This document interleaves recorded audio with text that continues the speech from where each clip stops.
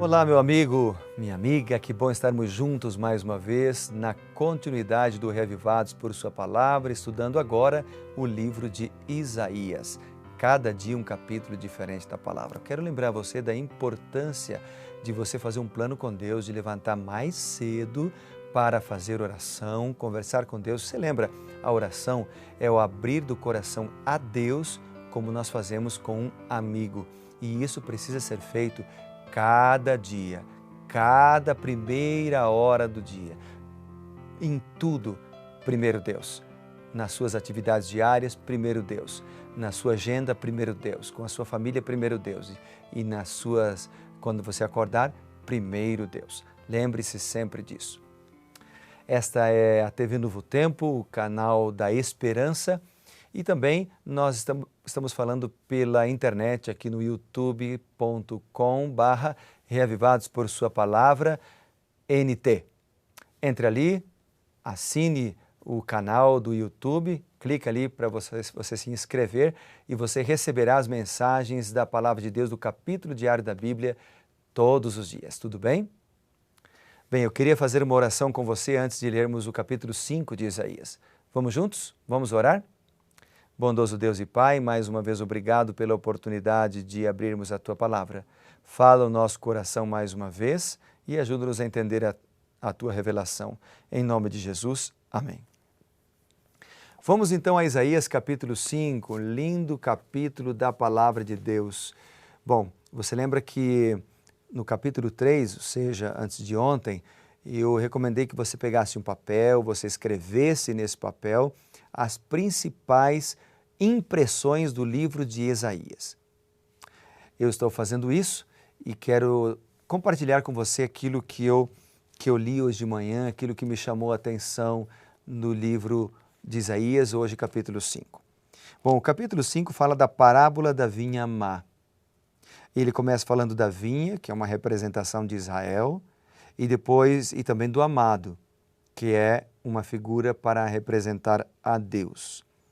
Então ele diz: agora cantarei ao meu amado, cântico do meu amado, a respeito da tua vinha. O meu amado teve uma vinha num outeiro fertilíssimo. E o verso 2 diz: sachou-a, limpou-a de pedras, plantou de vides escolhidas, edificou no meio dela uma torre e também abriu um lagar. Ele esperava que desse uvas boas, mas deram uvas bravas. É triste essa mensagem do capítulo 5, versos 1 e 2. Porque Deus, quando Ele nos abençoa para que nós sejamos uma bênção para os outros. Só que o capítulo vem dizendo o seguinte: eu esperava que vocês dessem uvas boas, ou seja, bênçãos, mas vocês deram uvas bravas. O que o texto está falando aqui no versículo 1 e no versículo 2 é que as uvas, que representam, obviamente, aqui os frutos de caráter de Israel e também de cada um de nós, elas deviam existir, mas elas deixaram de existir. Ou seja, o que o texto está dizendo aqui no versículo 1 e versículo 2, meu amigo, minha amiga, é que em vez de Israel produzir os frutos do Espírito, eles produziram os frutos da carne. Lá em Gálatas capítulo 5, a partir do verso 19 em diante, nós temos um contraste entre os frutos da carne e os frutos do Espírito. As uvas boas mencionadas aqui e as uvas bravas. Deus está nos chamando, como chamou Israel, e chama nós hoje também para darmos uvas boas, ou seja, manifestarmos o fruto do Espírito. Mas obviamente que para manifestarmos o fruto do Espírito, nós precisamos ser batizados pelo Espírito diariamente. O que mais diz aqui Isaías capítulo 5? Vamos ler juntos? Eu quero destacar o verso 5, que diz assim: agora, pois, vos farei saber o que pretendo fazer à minha vinha. Tirarei a sua sebe para que a minha vinha sirva de pasto. Derrubarei o seu muro para que seja pisado. Ou seja, como resultado da transgressão do povo de Deus, a vinha se tornaria um deserto. Ou seja, o que o texto está dizendo é que eles perderiam a proteção e isso foi escolha deles. Que triste. Nós escolhemos o que receberemos. Proteção de Deus ou receberemos não a proteção, mas o resultado da nossa transgressão. O que nós somos hoje é um fruto das escolhas que nós fizemos no passado, e o que seremos amanhã será um fruto das escolhas que estamos fazendo hoje. Israel escolheu transgredir e por isso sofreu as consequências. O que você escolherá?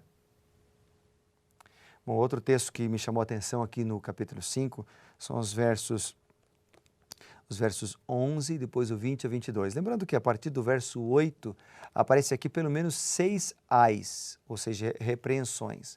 Por exemplo, eu quero ler com você esses ais que estão marcados aqui no comentário da Bíblia de Estudo de Andrews. Diz assim, ó, os 6 ais, a partir do versículo 8. Então, no 8, no 11, no 18, no 20, no 21 e no 22 estão esses 6 ais.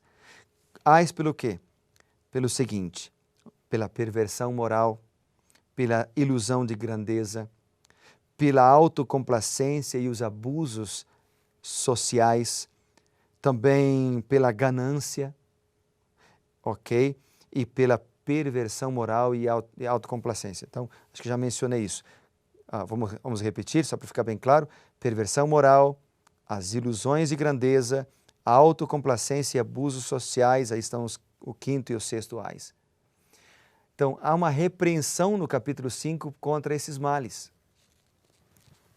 E essa repreensão do capítulo 5, ela não é somente para aquela época, para o povo de Israel, mas é para cada um de nós ainda hoje. Porque a mensagem de Isaías 5 fala o nosso coração, fala para nós ainda hoje. Então, no versículo 11, a Bíblia diz o seguinte: ai dos que se levantam pela manhã e seguem a bebedice e continuam até alta noite, até que o vinho as esquenta. Depois, a partir do verso 20, diz: ai dos que chamam mal bem e ao bem mal, que fazem da escuridade luz e da luz escuridade, põem o amargo por doce e o doce por amargo. Ai dos que são sábios aos seus próprios olhos e prudentes ao seu próprio conceito. Então, o que eu destaquei aqui, que Deus falou comigo hoje, é o seguinte: é porque o verso 11, ele está em conexão com o verso 20 e o versículo 22. E eu destaquei o seguinte, que a consciência do povo tinha se cauterizado por causa da orgia e do álcool.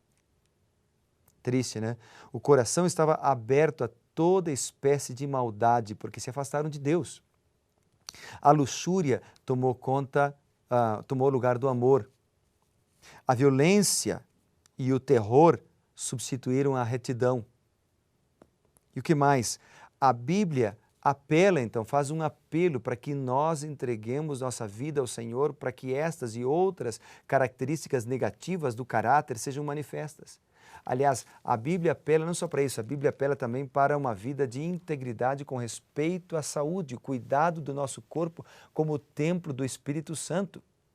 Porque aquele que não cuida do templo do Espírito Santo do seu corpo, bebendo, por exemplo, álcool, terá uma vida dissoluta, conforme menciona o texto aqui.